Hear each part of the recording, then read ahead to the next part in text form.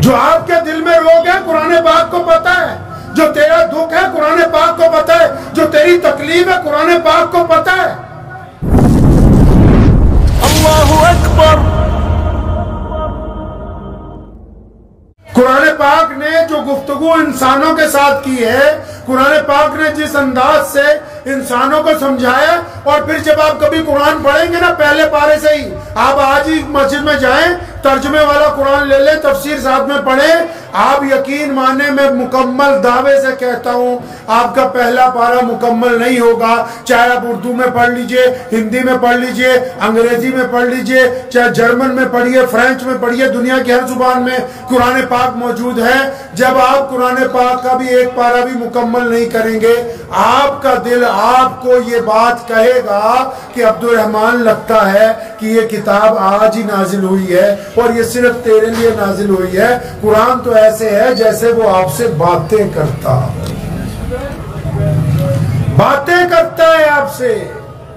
जो आपके दिल में रोग है कुरान पाक को पता है, जो तेरा दुख है कुरान पाक को पता है, जो तेरी तकलीफ है कुरान पाक को पता है, उससे जो निकलने का रास्ता है कुरान पाक को पता है। दिल जो गुनाहों से जख्मी हो गया, ये जो दुनिया ने लफ्ज इस्तेमाल किया आई लव यू का, कुरान पाक ने आज से 1450 साल पहले इसका इस्तेमाल किया, और अल्लाह तबारक व तआला ने नबी अलैहिस्सलाम पर आयत भेजी, माँ गर्रका बिरब्बिकल करीम। किसको कहा अल्लाह ताला ने कि मैं तुमसे प्यार करता हूं? अच्छा, हम किससे प्यार करते हैं? हम अच्छे लोगों से प्यार करते हैं। सुनो, कुरान पाक में अल्लाह तबारक व तआला का अंदाज़े करीमाने, इसको नोट कीजिए। हम लोग किससे प्यार करते हैं? अच्छी सूरत वाला हो, अच्छी सूरत नहीं हो, अच्छी सीरत वाला हो, अच्छी सीरत ना हो, अच्छी दौलत वाला हो, अच्छी दौलत ना हो, अच्छे ओहदे वाला हो। तो कुरान पाक में अल्लाह ताला ने किनको कहा कि मुझे तुमसे मोहब्बत है? आपको किसी शराबी से मोहब्बत है? आपको किसी जिनाकार से मोहब्बत है? आपको किसी चोर से मोहब्बत है? आपको किसी डाकू से मोहब्बत है? आपको किसी बदतमीजी करने वाले से मोहब्बत है? आपको किसी बदइखलाक से मोहब्बत है? यकीनन नहीं होगी। लेकिन अल्लाह ताला ने जब अपने बंदों से बात की, अपने मर्दों से, औरतों से, बच्चों से, बूढ़ों से, अल्लाह ताला ने कुरान पाक में जब बात की, फरमाया मा गर्रका बिरब्बिकल करीम, और फरमाया मेरे प्यारे बंदे। और प्यारा बंदा कौन? जो गुनाहों में डूबा हुआ है, जिसको लोगों ने कहा इसको निकालो समाज में से बाहर। बुल्ले शाह ने कहा ना कि एक गुनाह मेरे मां प्यो वेखण ते देवण देश निकाला। इस आयत का तर्जुमा करते हुए बुल्ले शाह रहमतुल्लाह ने फरमाया, एक गुनाह मेरे मां प्यो वेखण ते देवण देश निकाला, ते एक गुनाह मेरा मौला वेखे गलतियां बख्शण वाला। कहता माँ बाप भी तंग आ जाते हैं, आखिर कहते हैं चलो कचहरी इसका बेदखली का नोटिस तैयार करवाएं, और ये अल्लाह करीम है, फरमाया जब जब तौबा करने के लिए आएगा, जितनी बार तौबा करने के लिए आएगा, मैं अपने बंदे को बुला रहा हूं। और फरमाया फिर क्या हुआ? अब इतने ज्यादा गुनाह हो गए हैं, कोई रास्ता तो और है नहीं, इस चौखट के अलावा कोई चौखट नहीं है, इस दरवाजे के अलावा कोई दरवाजा नहीं है, उस रब के आगे झुकना है जिसने तुम्हें जिंदगी अता की है। तो अल्लाह करीम ने फिर अपने बंदे को प्यार से कहा कि लगता है तुझे किसी ने मेरे मुतालिक गलत फहमी में डाल दिया कि तेरा रब माफ नहीं करेगा। फरमाया मैं तो इतना करीम हूं, तो मुकम्मल गुनाहों में भी लिपटा हुआ आएगा ना तो तुझे माफ करने के लिए तैयार।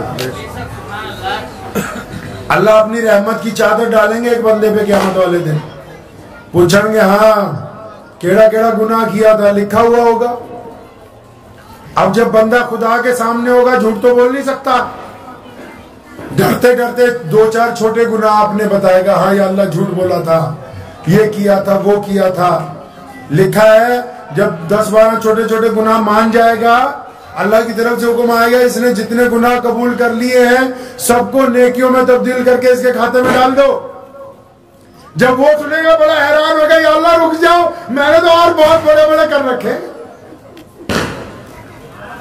अपने रब की करीबी को देखने के बाद बंदा इस बात पर आमादा होता है। आप बताओ ना, जब कोई दिल जख्मी होता है उसका इलाज क्या है?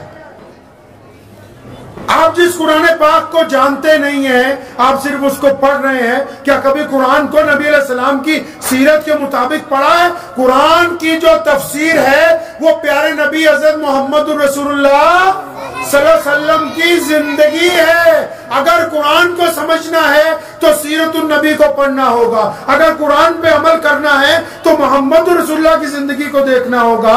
अगर रसूलुल्लाह की जिंदगी को पढ़ते जाएंगे तो कुरान पाक की एक एक आयत आपको समझ आती जाएगी। कुरान पाक ने बिना वजह तस्मिया के कोई बात नहीं, इस्लाम ने बिना किसी मुस्बत वजह के कोई हुक्म जारी नहीं किया। तो नमाज का हुक्म क्यों आया कुरान पाक में? क्यों आया नमाज का हुक्म? फरमाया हमने नमाज तुम पर इसलिए फर्ज कर दी है, इन्ना सलाता, फरमाया इसलिए फर्ज कर दी है ताकि तुम गंदी बातें करनी छोड़ दो, अच्छी बातें करने लगो। एक और आयत याद दिलाऊं छोटी सी, आपको याद होगी, नमाज में पढ़ते हैं अराइतल्लज़ी, याद है? छोटी सी आयत है, अराइतल्लज़ी युकज़्ज़िबु बिद्दीन, हाँ, अराइतल्लज़ी युकज़्ज़िबु बिद्दीन फ़ज़ालिकल्लज़ी वला यहुज़्ज़ु फ़वई। अब ये किन मुसल्लियों की बात हो रही है? अब पता ही नहीं हमें, तो पढ़ी चलो सवाब मिल ही जाऊगा। अल्लाह के बंदे, कुरान पाक में अल्लाह ताला कह रहे ये जो फवाइलुल लिल मुसल्लीन, ये जो नमाजी हैं, इनकी नमाजें इनके मुंह पे मारनी है। या अल्लाह किनकी? मैं तो 5 वक्त का पक्का नमाजी हूँ, अच्छी तरह वजू करता हूँ, मुसल्ले में पीछे खड़ा होता हूँ, इमाम साहब की भी पूरी खबर रखता हूँ, मुअज्जिन की भी अच्छी तरह क्लास लगाता हूँ, टूटियों का भी ध्यान रखता हूँ, मुसल्लों का भी ध्यान रखता हूँ, मैं पंखे भी टाइम पे बंद करता हूँ, और मेरी क्लास क्यों लगनी है? बुल्ले शाह ने कहना नमाज पढ़ी ते न्याज ना कीती, इस आयत का तर्जुमा है वो, नमाज पढ़ी ते न्याज ना कीती, तेरिया किस कम पढ़िया नमाजा। और फरमाया तुम यतीम की खबरगिरी तो करते नहीं हो, यतीम के साथ सिला रहमी नहीं करते, बस सिर्फ नमाज ही पढ़ते हो। नमाज तो इसलिए बनाई थी कि जो नमाजी होगा वो अच्छा व्यवहार करेगा लोगों से, जो नमाजी होगा माँ बाप की इज्जत करेगा, जो नमाजी होगा बीवी से मोहब्बत करेगा, जो नमाजी होगा बच्चों से इखलाक से पेश आएगा, जो नमाजी होगा वो पड़ोसियों से इज्जत से पेश आएगा। अब ये कल्ला नमाजी है, मस्जिद में नमाजी है, बाहर बदतमीज है, मस्जिद में नमाजी है, बाहर गुंडागर्दी करता है, मस्जिद में नमाजी है, बाहर सूद खाता है, मस्जिद में नमाजी है, बाहर बरादरीवाद को हवा देता है, मस्जिद में नमाजी है, बाहर बीवी के मुंह पे थप्पड़ मारता है। इस बेवकूफ को किसने कह दिया तू नमाजी है? नमाजी के लिए तो शर्त लगाई कि नमाजी है ही वो जो अच्छा बन जाए। मुझे उम्मीद है कि आपको ये वीडियो पसंद आई होगी। अगर पसंद आई हो तो ये आप अपने दोस्तों के साथ शेयर करें और इस चैनल को सब्सक्राइब जरूर करें।